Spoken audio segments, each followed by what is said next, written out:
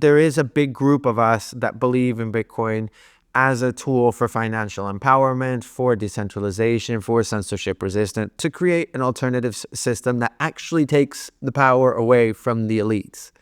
I believe that, Fernando believes that, and there's a massive, massive group of people that believe that.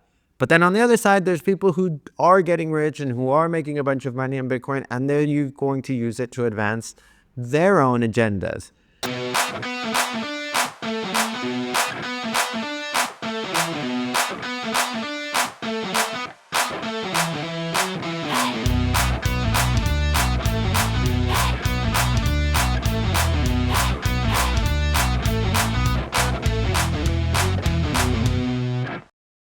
Buenas tardes, and welcome into episode 6 of Chainspotting, where I read and review the top stories in Bitcoin media, crypto media, mainstream media, but always with that Bitcoin twist. Today, I'm going to be talking about how the mainstream media is starting to draw parallels between Bitcoiners and the 1%ers, how some people find that a problem, how I understand why that could be a problem, and things that we need to be aware of as prices continue to rise and Bitcoiners become richer, and with that riches comes untold power, uncapped, unchecked power as well. So let's dive in. But beforehand, remember, subscribe. You do me a big favor if you do. Like it, comment, share it, do all that sort of stuff.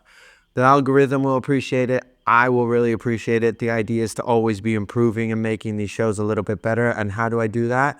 By showing that people are interested, people that watch it and engage and all that sort of stuff. So without further ado, let's dive right into it. Why don't we? So today I'm going to be reading an article by my good friend Fernando Nikolic. Shout out to Fernando.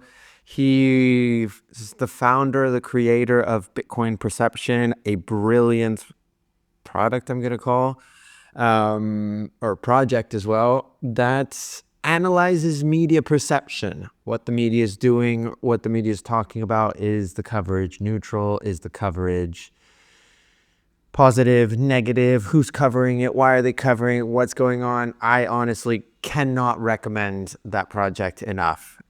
It's like one of those projects that you think to yourself, fuck, I wish I had thought of that. So, yeah, congrats. This one is titled Opinion: Mainstream Media's Potential Narrative Casting Bitcoiners as the 1%. Let's dive into it, shall we? Some of last week's headlines drew an interesting parallel between the world's wealthiest individuals and Bitcoin holders. While Donald Trump's inauguration and the launch of his and Melania Trump's meme coins were widely covered to have contributed to the last week's price surge, mainstream media reports suggest that Bitcoin is increasingly being bundled together with the financial elite, the same people that we so ardently and devoutedly try to bring down or ignore, avoid, create an alternative system, we're now being packaged together with a ribbon on top. In doing so, Bitcoin was now part of last week's discussions on economic equality and wealth concentration in the mainstream media as they covered the billionaires gathering at the World Economic Forum in Davos. There's also the important note that big banks are exploring crypto. I wrote about it in DL a lot last week. So you've got Morgan Stanley, JP Morgan, and then somebody else whose name I don't recall, who's also, they're exploring it, they're thinking about it. They're all essentially waiting for regulators to come and be like, hey, you can play with this stuff now, go play. The Oxfam report, first published in AP News, started it all. The report claims billionaire fortunes expanded 3 times faster than in previous years, while poverty levels since 1990 have shown little change. Not good. So it seems like a pocket of the media industry saw the timing of the World Economic Forum in Davos, Trump winning the elections, and Bitcoin surging past 100,000 to create stories scrutinizing wealth concentration. So before we carry on, and the next paragraph is bolded, which means it's something important, something to pay our attention on, something that we should stop and think about. The report that billionaire fortunes have expanded 3 times faster while poverty levels have remained the same is pretty worrying because, well, people think that wealth equality doesn't mean anything, but it creates a pretty big gap and a pretty wide division in feelings of inclusion, in feelings of your neighbor being somebody who that you can count on, collaborate with, trust, all that sort of stuff. Many of you know, but those that don't, come from Chile, one of the most segregated countries in the world, the highest wealth equality in the world. The Gini coefficient, which measures wealth equality, last time I checked, was at about 0.44. My saintly father has written and spoken about this extensively, and he'll be able to fact check me. So fact check me and drop it in the comments if you want. That's not good. The rich hate the poor hate the rich. There's no connection between each other. There's a lack of social mobility. There's a lack of opportunity. There's just a complete lack. And so sometimes, and I hear this a lot, people say inequality in general isn't important, but it is for social cohesion, for the social fabric of a society to build up and do things. And yeah, you want the rich to be immersed with the poor, and you want the poor to be immersed with the rich, because that's how opportunities strike. That's how people get ahead. That's how empathy happens, all that sort of stuff, where empathy gets nurtured. So to not have that is not good. Now, this coverage is interesting to me, Fernando, because we now see how the mainstream media's potential plan to position Bitcoin's rapid growth alongside calls for reforms to address inequality. For outlets and reporters with an agenda, that I always thought that was interesting. Everybody has a bias. All-time high prices places Bitcoiners in the same category as other high net worth individuals. And if you become a high net worth individual, according to some outlets, then you become part of the traditional power structures. I mean, that's technically true. I don't think that's necessarily according to some outlets. I think that's just the reality. You don't have to be. You can be part of a alternative power structure, but in most cases, that happens. The Trump factor. Now, it seems like some pockets of the legacy media cannot let the opportunity slip away to add Trump on top of all this coverage. Outlets such as Norway's Dagens Næringsliv and Cointelegraph report that Bitcoin surpassed 109,000 just as Trump assumed office, tying this surge to heightened market optimism about potential pro-crypto policy. But as the Davos summit happened, more conventional media sources, such as The Independent and CBS News, are copy-pasting AP News piece on how Bitcoin's surge, billionaire wealth, and global inequality converge into one broader debate. So for those of you that are wondering, there's a billionaire meeting every year in Davos organized by the World Economic Forum. They're the ones who pretty much dictate what governments should be thinking about, should be doing. Every single president in the world, I think, goes, or most of them goes, and they meet up with tech CEOs, the healthcare industry, old Klaus Schwab and his I only want the best for this society. He speaks like that, by the way, in case you were wondering that I hadn't just randomly switched over to an alternative accent. But yeah, they're the ones who think of by 2030, you will own nothing and you will be happy. Everybody will be renters. But the question that arises is, who will own everything? It's not like nobody will own anything, especially when you talk about billionaires who love owning everything. It's a question on everybody's mind. And the things that come out of the World Economic Forum usually are pretty trendy in terms of what multinational corporations are doing. And then there's the argument that what multinational institutions and corporations are doing are what feed the propaganda machine that then feeds us into thinking what we think, unless you're a critical thinker. And even in that case, it's not that easy.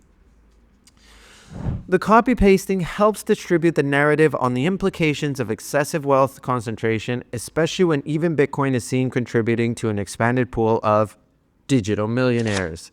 Take note, Bitcoiners, this marks a change in Bitcoin perception. For many, it signals Bitcoin's entry into mainstream financial discourse. But that also brings new scrutiny, and we don't like scrutiny. As certain media outlets, particularly those critical of wealth concentration, intensify their coverage of elite gatherings, Bitcoiners should be prepared for a narrative that portrays them as a part of a privileged class. It's the legacy media version of "you got lucky."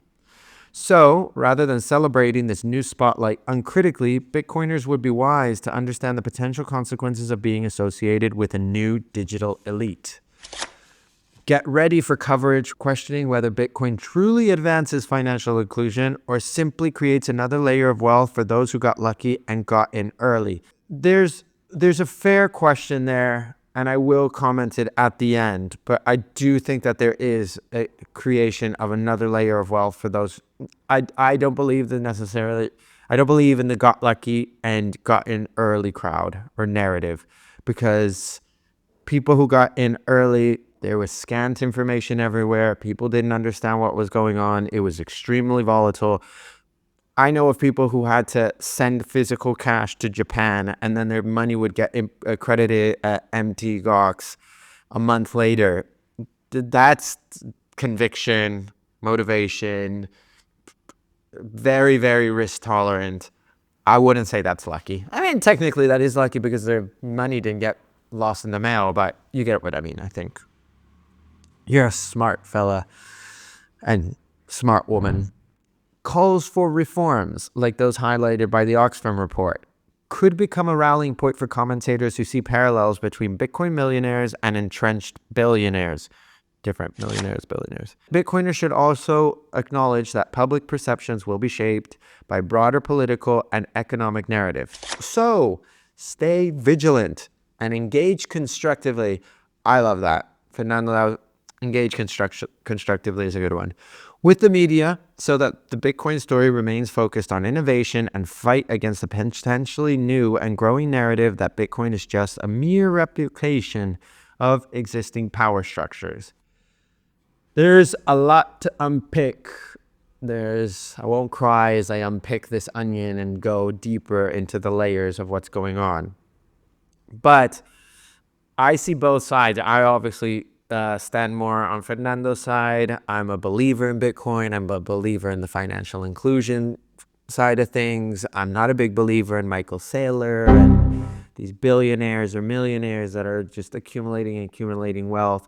But naming Michael Saylor helps me dive into the fair question. Bitcoin is becoming entrenched. You've got ETFs that have gobbled up insane amounts of Bitcoin. I was reading this week that about 14% of Bitcoin's total supply, so around 3 million Bitcoin, is sitting in institutions, big institutions, coffers. Those big institutions are entrenched in the power and money and status structure. So yeah, you've got like massive Bitcoin holders that are also whispering in Donald Trump's ears right now, do this, do that, do this, do that. Whether Donald Trump is going to do it and he's going to go down the shitcoin path is a different question, although he's already gone down there. But I do think these are valid questions. Now, where I don't think it's valid is saying that every Bitcoiner is a millionaire.